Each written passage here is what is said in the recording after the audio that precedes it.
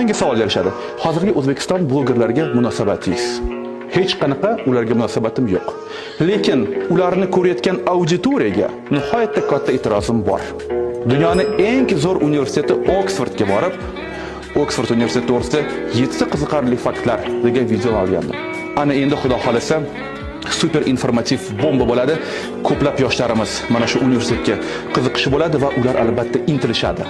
Bir kunda bu videoni 70 mingta odam ko'rdi. Ay yomon emas.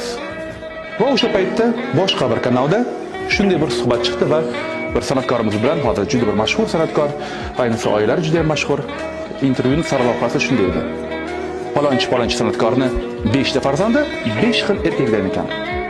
Mani videomi 70 mingta odam ko'rgan bo'lsa, u videoni 7 millionta odam tomosha qildi. Savol tug'iladi.